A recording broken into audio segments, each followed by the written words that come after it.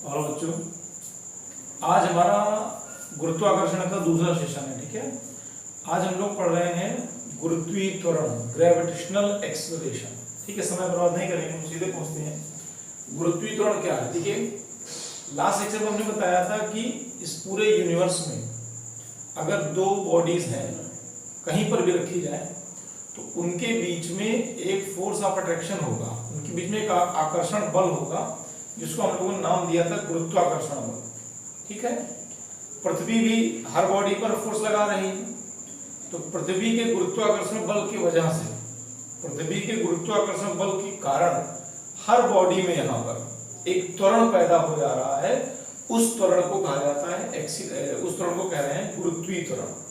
ठीक है, the acceleration produced in each and everything, the acceleration produced in each and everything by the force of attraction of earth is known as gravitational acceleration.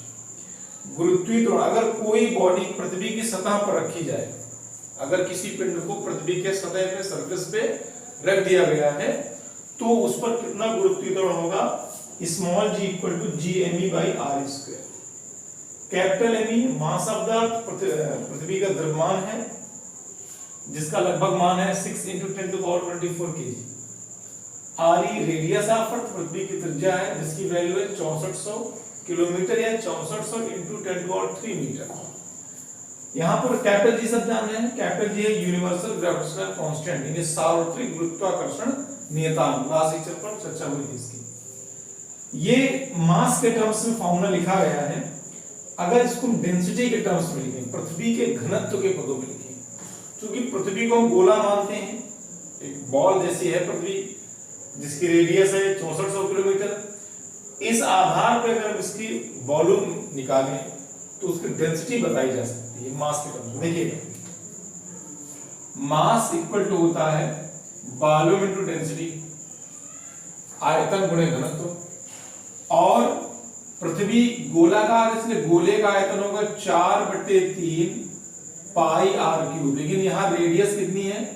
RE है, तो यहाँ बन जाएगा RE³ into density हुई small d। Small d घनत्व है पृथ्वी का। अगर हम यहाँ ME लिख दें, क्योंकि पृथ्वी के बारे में, ये अर्थ के बारे में बात हो रही है, तो हम यहाँ पर ME लिख सकते हैं। अब यहाँ इस ME की वैल्यू को जब यहाँ रखेंगे तो स्मॉल g बराबर आएगा कैपिटल G, और ME हो जाएगा 4/3 पाई RE³D, और अपॉन में हो जाएगा यहाँ पर RE²।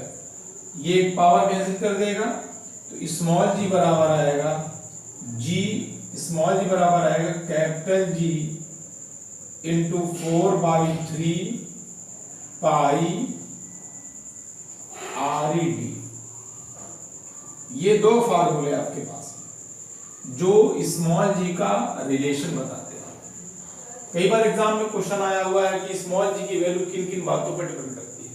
तो यहां से एक बात क्लियर है कि स्मॉल g जो है वो पृथ्वी के द्रव्यमान पर निर्भर करता है, क्योंकि ME है, ME is mass of earth.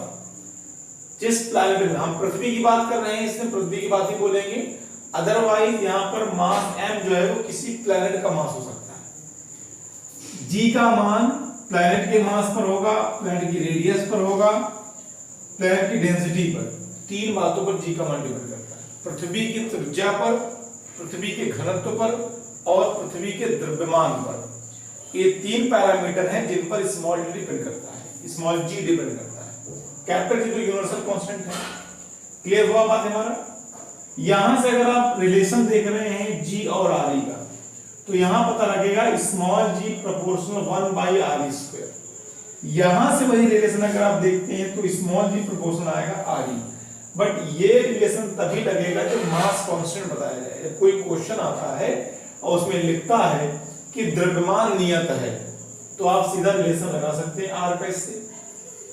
और अगर उस क्वेश्चन में डेंसिटी, घनत्व नियत बताएगा तो फिर G प्रोपोर्शनल RE लिखेगा। देखिए, इस बात को यहां लिख देते हैं वैसे कि यदि मास, इफ ME इज कांस्टेंट, अगर पृथ्वी के द्रव्यमान को कांस्टेंट मानते हैं, नियत मानते हैं, तो स्मॉल g प्रोपोर्शनल होगा 1/re², 1/re²। ठीक है, या परसेंटेज का अगर क्वेश्चन करते हैं यहां पर तो g परसेंट निकालेंगे तो ये आता है 2 × re का परसेंट, 2 × re का परसेंट। बस यहां पर एक ये प्रॉब्लम है कि अगर ये re बढ़ेगा तो g का मान कम हो जाएगा, और re अगर घटेगा तो g का मान बढ़ जाएगा। यहाँ उल्टा होगा, मतलब यहाँ माइनस लगा दें तो माइनस का मतलब समझते रहिएगा कि उल्टा है, माइनस मत लगाइएगा आप कभी क्वेश्चन करिएगा। जैसे अगर क्वेश्चन होता कि अगर पृथ्वी की त्रिज्या 2% कम कर दें तो g के मान में क्या फर्क पड़ेगा।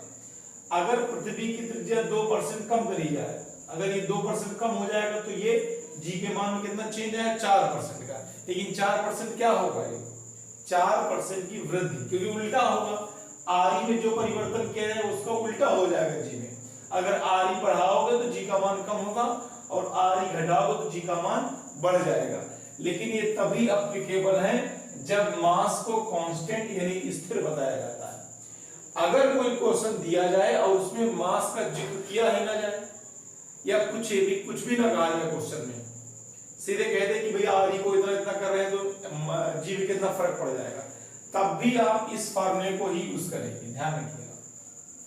और अगर क्वेश्चन में आता है कि डेंसिटी कांस्टेंट है, घनत्व कांस्टेंट है, उस प्लैनेट का, उस जो भी ग्रह ले रहे हैं, पृथ्वी है तो पृथ्वी का अगर घनत्व नियत है, अगर d कांस्टेंट मान रहे हैं हम लोग, तो इस दरमियान g प्रोपोर्शन सीधा सीधा आएगा re के, जो यहां से आपको क्लियर दिखिए, क्योंकि ये सब कांस्टेंट है। d को हमने कांस्टेंट बोल ही दिया है, तो g का re से सीधा संबंध आया कि g प्रोपोर्शनल re। परसेंटेज के लिहाज से लिखेंगे तो g परसेंट बराबर होगा re का परसेंट, और यहां माइनस साइन नहीं लगा रहे हैं। माइनस साइन नहीं लगाने का मतलब ये है कि अगर re बढ़ेगा तो g बढ़ेगा, re घटेगा तो g घटेगा। ठीक है, ये दो ध्यान रखिएगा बातें। अगर क्वेश्चन में कहीं आता है कि मास कांस्टेंट है, द्रव्यमान स्थिर है, तब इसका प्रयोग करें आप।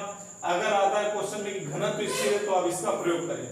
बस एक बात ध्यान रखिए। और अगर क्वेश्चन कुछ भी लिख के नहीं आ रहा है कि मास कांस्टेंट है कि डेंसिटी कांस्टेंट है, तब भी आप इसका प्रयोग करें। यानी जब तक घनत्व की चर्चा नहीं की जाएगी तब तक इस फॉर्मूले को यूज किया जाएगा। अगले हम लेक्चर में भी कुछ सवालों पर चर्चा भी करेंगे आगे। अगला हमारा देखिए इसमें टॉपिक है कि गुरुत्वीय त्वरण का मान किन किन बातों पर निर्भर करता है। तो अभी मैंने बताया था कि गुरुत्वीय त्वरण का मान पृथ्वी के घनत्व, त्रिज्या और द्रव्यमान, इन बातों पर निर्भर करेगा, पहली बात।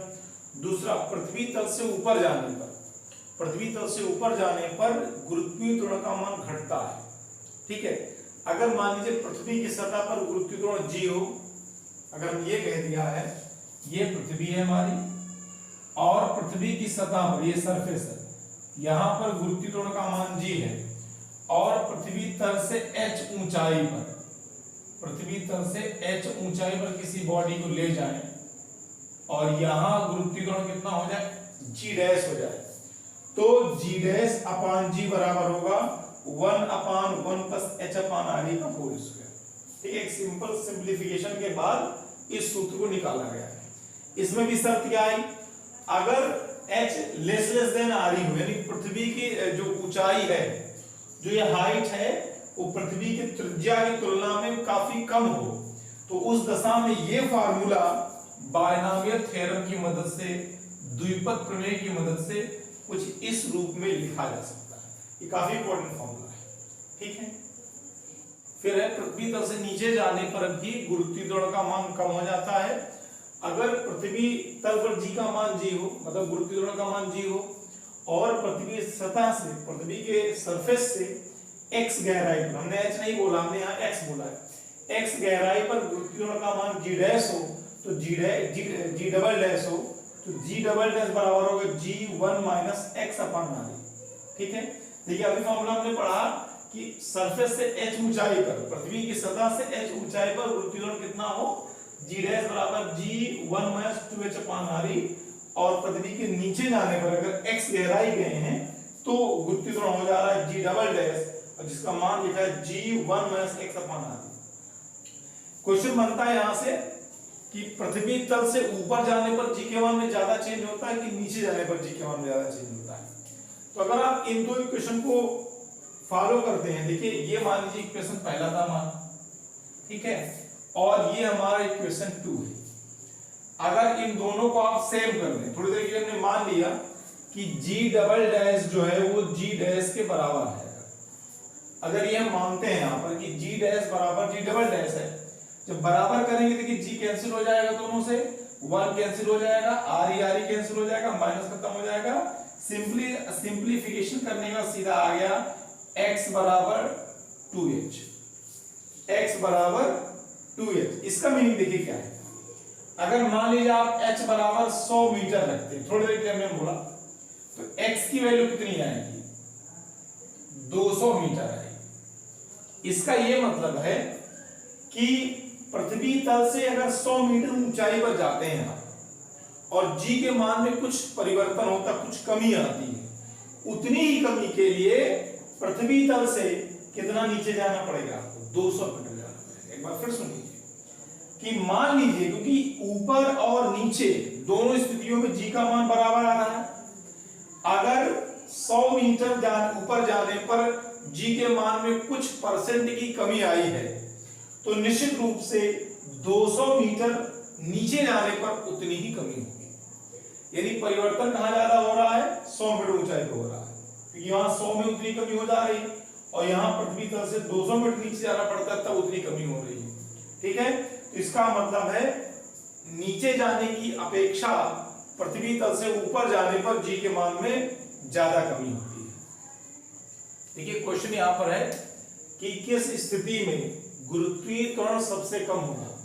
ये क्वेश्चन एयरफोर्स में पिछले वर्ष आया हुआ है अभी कि किस स्थिति में गुरुत्वीय त्वरण सबसे कम होगा। एक ऑप्शन समुद्र तल पर एट द बॉटम ऑफ सी, दूसरा खानों में माइंस में, तीसरा है माउंटेन्स पहाड़ों पर और चौथा है पृथ्वी की सतह पर। जी का मान हमने बताया था ऊपर जाने पर नीचे की तुलना में ज्यादा कमी करता है, जी के मान में ऊपर ज्यादा कमी होती है नीचे की अपेक्षा। तो ये ऑप्शन देखिए समुद्र तल है, खान है, ये तो सतह है, यहाँ पर जी का मान ज्यादा होता है। ठीक है, समुद्र तल और खान एक ही चीज लिखा हुआ है क्योंकि दोनों नीचे जाएंगे, नीचे जाने पर कमी कम हो रही है। ऊपर जाने का क्यों लिखिए ऑप्शन है पहाड़ों पर, यहीं जाने पर जी के मान में सबसे ज्यादा कमी हो जाएगी, तो आपका सही ऑप्शन होगा पहाड़ों पर। जी का संबंध भार से सीधा है क्योंकि किसी बॉडी का जो वेट होता है, किसी बॉडी का जो भार होता है W बराबर mg, तो W का सीधा रिलेशन किससे आ रहा है, G से हो रहा है। जिन स्थानों पर G का मान ज्यादा होगा उन स्थानों पर व्यक्ति का भार भी ज्यादा प्रतीत होगा और जिन स्थानों पर G का मान कम होगा उन स्थानों पर भार भी व्यक्ति का कम प्रतीत होगा। देखिए अगर इस क्वेश्चन में लिखा होता है कि किस स्थिति में व्यक्ति का भार सबसे कम होगा तो उसका भी ऑप्शन यही आता कि पहाड़ों पर जाओगे तो जो हमारा आभासी भार है वो कम हो जाएगा। ठीक है, अगला हमारा टॉपिक इसमें आ रहा है कि जी के मान में पृथ्वी के घूर्णन का क्या प्रभाव पड़ता है। क्योंकि पृथ्वी घूम भी रही है अपने एक्सिस पर, अगर पृथ्वी के घूर्णन वेग या जो जिस वेलोसिटी से पृथ्वी अपने एक्सिस में रिवॉल्व कर रही है, अगर उसे ओमेगा बोला जाए तो इस ओमेगा की वजह से, इस घूर्णन की वजह से, इस वेग की वजह से जो जी का मान निकल के आ रहा है, प्रभावी मान जो निकल के आ रहा है वो जी डैश बराबर है g minus R E omega square cos square लेना। ठीक है, यहां पर अगर हम बात करें पोल्स की, पोल मतलब ध्रुव, जो पृथ्वी के ध्रुव है, तो ध्रुवों पर ये लेम्डा जिसको बोलते हैं एंगल ऑफ लैटिट्यूड बोलते हैं, लेम्डा की जो वैल्यू है ये 90 डिग्री होती है, फिक्स वैल्यू है ये। पोल्स पर, ध्रुवों पर लेम्डा 90 डिग्री अगर है तो कास 90 की वैल्यू होती 0, तो यहां से जी डैश बराबर आ जाता है जी। इस फार्मूले को देखिए आप, इस फार्मूले में ओमेगा इन्वॉल्व नहीं है, यानी this formula is free from omega. इसका ये मतलब है कि पोल पर पृथ्वी के घूर्णन का कोई फर्क नहीं पड़ता। पृथ्वी किस तरह घूम रही है, कितना तेज घूम रही है, कितना धीमे घूम रही है, इस बात से g के मान में ध्रुवों पर कोई प्रभाव नहीं पड़ेगा। यानी पृथ्वी अगर अपनी स्पीड बढ़ा दे या पृथ्वी अपनी स्पीड कम कर दे या पृथ्वी घूमना ही बंद कर दे, तो किसी भी स्थिति में गुरुत्वीय त्वरण के मान में पोल्स पर कोई इफेक्ट नहीं आएगा। ठीक है, पोल फ्री है बिल्कुल, पोल पे जो वैल्यू है वो फिक्स है, उस पर किसी भी चीज का घूर्णन की बात कर रहे हैं कोई फर्क नहीं पड़ने वाला है। ठीक है, अगर इक्वेटर की बात करते हैं हम लोग, if we are talking about equator, मतलब इसको बोलते हैं भूमध्य रेखा, तो भूमध्य पर बच्चों लेम्डा की वैल्यू 0 आती है, ये भी फिक्स वैल्यू है। अगर लेम्डा 0 है तो कास 0 1 होगा, तो यहां का फॉर्मूला निकल के आता है जी डैश बराबर g minus R E omega square.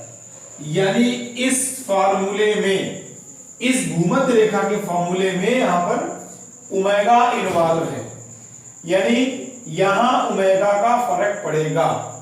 अगर ओमेगा बढ़े, अगर ओमेगा बढ़े तो ये वैल्यू बढ़ेगी, तो ये वैल्यू नो डाउट कम हो जाएगी। अगर ओमेगा बढ़ेगा तो भूमध्य पर गुरुत्वीय त्वरण का मान कम हो जाएगा। एक बार फिर सुन लीजिए, अगर घूर्णन वेग बढ़ाया जाए तो भूमध्य पर गुरुत्वीय त्वरण का मान कम हो जाएगा, केवल भूमध्य पर। अगर ओमेगा को कम करें तो ये वैल्यू बढ़ेगी, ये वैल्यू बढ़ेगी तो जी डैश का मान भी बढ़ेगा। यानी ओमेगा जब बढ़ेगा तो जी डैश कम होगा और ओमेगा जब घटेगा तो जी डैश का मान बढ़ जाएगा। अगर हम ओमेगा को 0 कर देते हैं तो ये वैल्यू 0 हो जाती है, उस समय जी डैश बराबर जी आ जाता है। ठीक है, तो यहां मैं लिख देता हूं इस बात को। पहली बात यहां पर आ गई कि अगर ओमेगा का मान बढ़ाया जाए, देखिए इसको समझ जाइएगा, अगर ओमेगा पृथ्वी का घूर्णन वेग बढ़ा दिया जाए तो ओमेगा बढ़ने से जी डैश का मान यानी प्रभावी गुरुत्वीय त्वरण जो है वो कम हो जाएगा।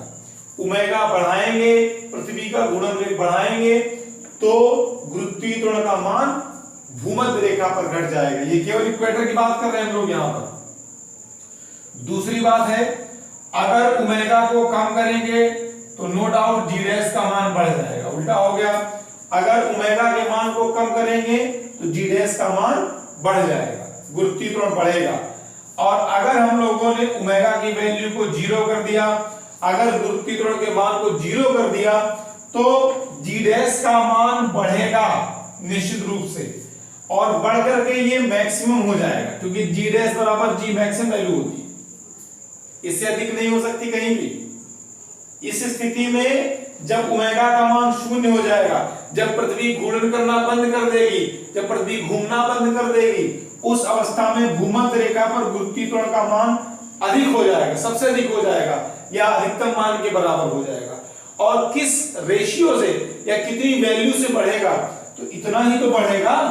यानी इस अवस्था में जो बड़ी वैल्यू होगी वो आर ई ओमेगा स्क्वायर होगी। यानी जब पृथ्वी घूमना बंद कर देगी तो जी का मान बढ़ेगा, तो कितने से बढ़ जाएगा, आर ई ओमेगा स्क्वायर बढ़ जाएगा। आप देखो इसमें बढ़ा दो तो बढ़ाने पर ये वैल्यू कैंसिल होगी, जी डैश बराबर जी क्या आ जाएगी। यानी ये स्थिति जो आ रही है, इस स्थिति में जी डैश बराबर जी, यानी जो पोल की स्थिति थी, जो इक्वेटर की स्थिति थी, वही अवस्था आ जाती है। क्लियर है? एक बार फिर सुन लीजिए, भूमध्य रेखा पर बात हो रही है। भूमध्य रेखा पर अगर पृथ्वी के घूर्णन वेग को बढ़ाते हैं तो भूमध्य रेखा पर जी का मान कम होगा।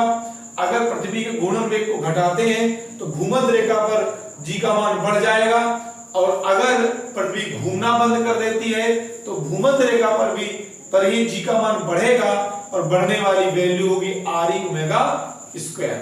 ठीक है, लेकिन इन सब बातों का पोल पर जी के मान में कोई प्रभाव पड़ने वाला नहीं है। एक बात और है, अगर पृथ्वी का घूर्णन वेग वर्तमान घूर्णन वेग का, अगर पृथ्वी का घूर्णन वेग वर्तमान घूर्णन वेग का 17 गुना कर दिया जाए, पृथ्वी का घूर्णन वेग वर्तमान घूर्णन वेग का 17 गुना कर दिया जाए, तो निश्चित रूप से भूमध्य रेखा पर, भूमध्य पर जो प्रभावी गुरुत्वीय त्वरण का मान है वो 0 हो जाता है। और इस अवस्था में भारहीनता आ जाती है, क्योंकि जब g का मान 0 होता है तो उस समय व्यक्ति का भार भी वहां शून्य होता है। यानी अभी पृथ्वी जिस वेग से घूम रही है, जिस वेलोसिटी से रिवॉल्व कर रही है, अगर उस वेग का 17 गुना कर दिया जाएगा तो भूमध्य रेखा पर g का मान शून्य हो जाएगा। यानी भूमध्य रेखा पर उस समय व्यक्ति का भार शून्य प्रतीत होगा। अब कुछ क्वेश्चन है इस पर देखिए। पहला क्वेश्चन लिखा हमारा, पृथ्वी की त्रिज्या r है, वो ऊंचाई कौन सी होगी जिस पर गुरुत्वीय त्वरण का मान 1/4 हो जाएगा। बहुत इंपॉर्टेंट क्वेश्चन है। पृथ्वी की त्रिज्या r दी गई है और पूछा है वो ऊंचाई बताइए जिस पर गुरुत्वीय त्वरण का मान 1/4 हो जाएगा। ऊंचाई यानी ऊपर जाने का फॉर्मूला हम लोगों ने भी पढ़ा था कि यदि कोई पिंड ऊपर ले जाए h ऊंचाई पर तो वहां गुरुत्वीय त्वरण जो होता है वो इस लिहाज में लिखा जाता है, g'/g 1/1 प्लस h/re का होल स्क्वायर। हमें यहाँ ऊंचाई पता करनी है, यानी हमें इस क्वेश्चन में पता क्या करना है, h पता करना है।